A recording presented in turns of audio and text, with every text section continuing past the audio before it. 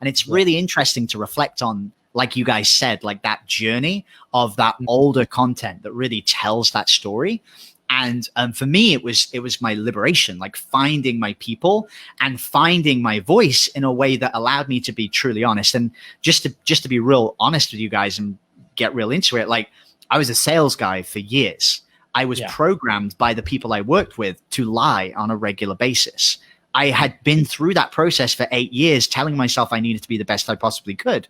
But I became like a pathological liar. Like it was insane. And it took me years of entrepreneurship. I always say entrepreneurship is the best self-development you'll ever have in your life. It took me years to undo that. But the podcast was that first moment where I was able to really claim it back and say, the old me is dead, the new me is here. And it's the me that they talk about in One Funnel Away. And when they talk about in Funnel Hacking Live about publishing, finding that voice, it was the voice of here's who I am. And people can then follow you from that and draw their own inspiration from it. So that is very long-winded to say that's how I started my podcast, right? Amazing. Wow. I was like completely magnetized by your message and your story, man. That was incredible. This was a masterclass on storytelling for sure, man. I was like, where's the popcorn? We forgot the popcorn today. That's really amazing. And I love even more than the storytelling, the message, right? I just like finding that transparency in making your message.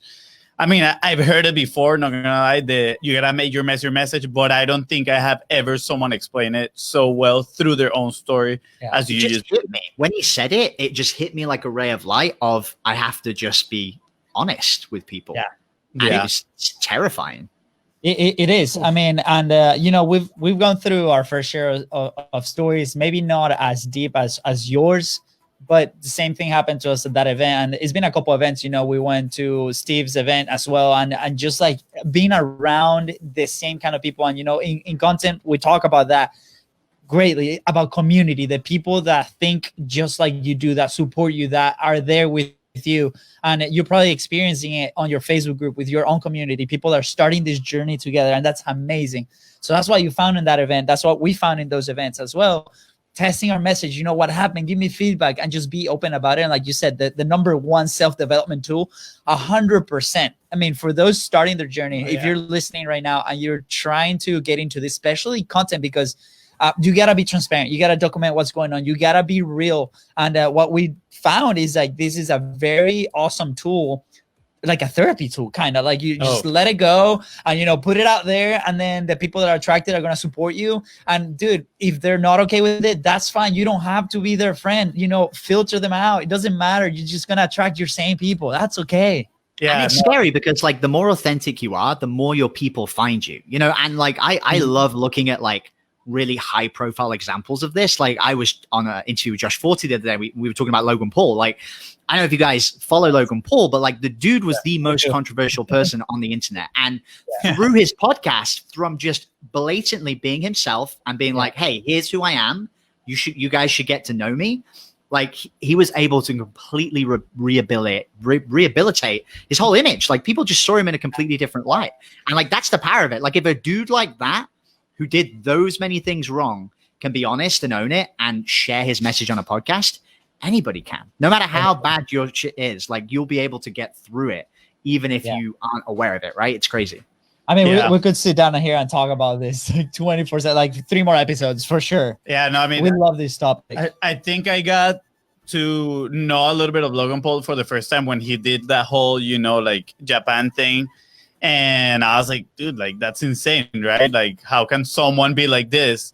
But at the same time, like video content, you only see like those little snippets. And I think that's the advantage of a podcast, that it is just full length, you know, conversation. Like real you is probably more willing to show up, right? That in other types of content. It's not curated, right? Like you guys are just like, we're just off the cuff having a conversation. Like there's no planning. Like it's just conversation where it leads you. Like I always joke, I say most of the thoughts that we have are unconscious, and my mouth is the worst for it because I'll say stupid stuff and I'll be like, oh man, why'd I say that? Like my brain just decided to spit it out. But you're right. Like in that content, in that moment, you know, and podcast listeners, they love it. Like 80% of people listen to all of your podcasts, like the whole way through. Like imagine if your email list was like that, like, oh my God. Yeah, I agree with that 100%. I mean, think the, it was the other day you had the conversation with these guys that like they show out of nowhere and they were like, "Oh yeah, we've been listening since episode 1." We're like, "What? Yeah, that's awesome." Yeah, like no, we never knew him. They went to Fun Hacking Life for the first time, and the first thing he says when we jump on the call, he's like, "Hey, Luis, I feel like I know you more than you know yourself."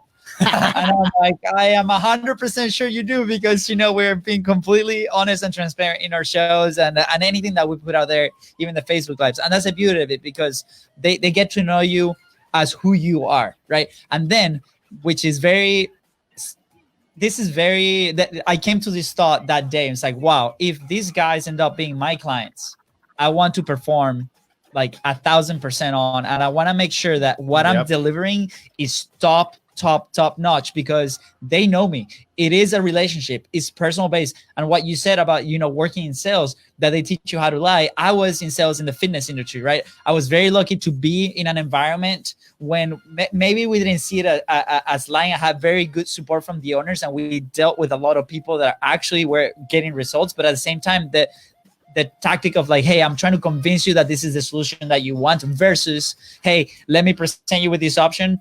Do you want it? And if you don't, that's okay. Where's the next person? Those are the conversations. More of that volume approach, volume over anything. Exactly. And I love this. And like, I'm a big fan of Myron Goldman, and he says the same thing. Like the idea of, hey, convincing is all about trying to get somebody to do something for your own selfish needs. But if you're persuading, you're trying to persuade them to buy something that's going to benefit them. Right. And like, this is what I love about podcasting, is it's that environment where you're not in a sales environment. You're not in an environment where you're trying to convince anybody of something. You're literally getting to know people and connecting with people. Your audience connects with you. And it's that level of trust that you just can't get on any other platform. It's insane.